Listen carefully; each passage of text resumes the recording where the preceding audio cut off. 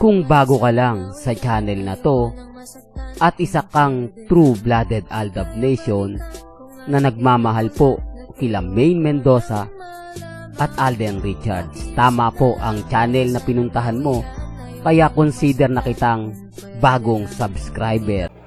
Welcome back mga kaaldab. Isa na naman po ang inyong lingkod, si Mr. Destiny. At siyempre may panibagong update na naman po tayo.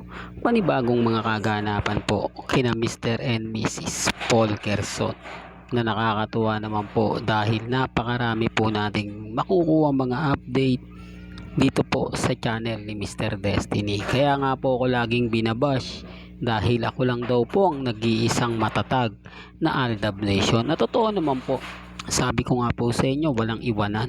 Hanggat na andyan po si Mengay, si Alden, hindi po tayo bibitiw. Kahit sabihin po nila na wala ng Aldab, iilan na lang po tayo, wala pong problema yan. Hanggat na andyan po kayo, hindi po magbabago si Mr. Destiny. Kaya nga sabi ko doon sa mga nambabatikos po sa akin, wala daw si Mengay sa Siargao. Madaling sabihin yan dahil hindi naman po nila nakikita. Although may mga video po na pinopost sa akin na ito, Mr. Destiny, panoorin mo, tignan mo ng dalawang mata mo bago ka mag-react, bago ka magkomento. Pansin nyo po ba mga kaaldab na kapag si Mr. Destiny nagpapaliwanag, ang daming hindi talaga makapaniwala kasi common sense na lang po. Pansinin nyo po yung mga video ni Ibiang, ni Mengay, ni Congressman Arjo at ni Maine sa Siargao. Ang dali naman pong malaman kung bago siya, inedit lang o hindi, matagal na. Pero syempre yung iba natutuwa kapag may mga post ng ganyan, especially po yung mga army na naghahanap ng update. Kasi ang tagal na nga po wala silang nakikitang post o ganap man lang po kila Mengay at kay Congressman. Kung mamantakin mo, pumasok na nga po yun Pero sa part na yan mga kalab, lagi kong pinapaliwanag sa inyo, si Mengay simple lang, hindi mo makikitaan at madalas po talaga siya sa Bulacan. Hindi mo siya makikita po sa District 1, taliwas sa mga sinasabi nila, taliwas sa mga komento po nila. Wala naman po silang ebidensya at resibo Ganun nga po yung pambasag sa akin. Huwag niyang paniwalaan si Mr. Destiny, wala naman niyang ebidensya at resibo. Sila po ba meron? Sila po ba may post o update na si Mengay kasama ni Congressman Arjo sa District 1? Namigay ng ayuda, nagpa feeding program, nagpaganto ganyan, nagbigay ng mga tulong financial, nagbigay tulong kumbaga medical, nagkaroon ba ng kumbaga medical mission, yung mga problema sa yung tipong yung mga kaaldab na kailangan mo ng mga abogado, yung assistant, yung parang gano'n. Kasi dito po sa amin meron yan nakitaan po ba natin? Hindi po ba wala? Ayan Tapos sasabihin nila, maglabas ka ng ebidensya at resibo, Mr. Destiny, para makumbinsi mo kami, para mapaniwala mo kami. Anong resibo ang ilalabas natin kung si Mengay at si Alden pakubli lang talagang gumagalaw? Hindi po sila yung talagang magpapakita, talagang nasa lang po sila, yung talagang private family lang.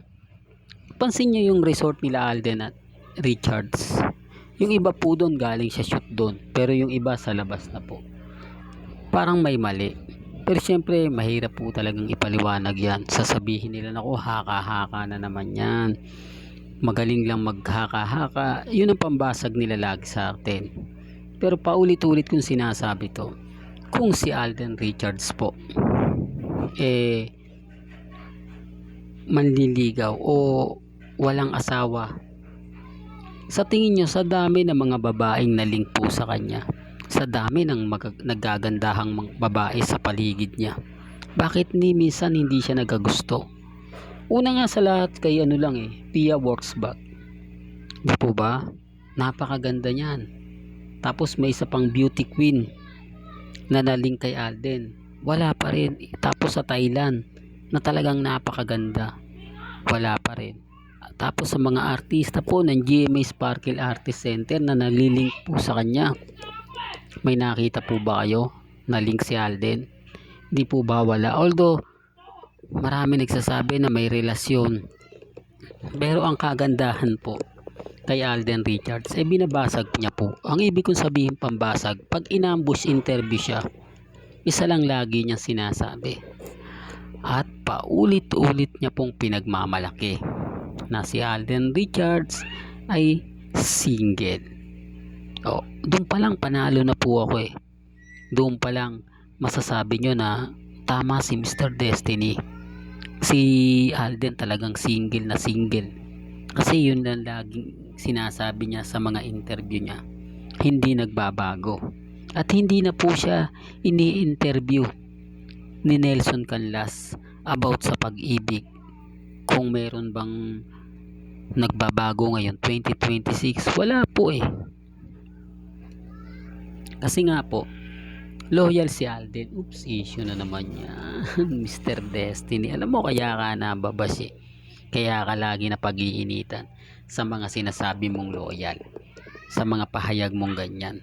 Kaya yung iba naiinis at laging nabubwisit sa'yo kasi pinagpipilitan mo si Alden at si Mengay. Mag-asawa na eh. May asawa na si Maine, si Congressman Adjo.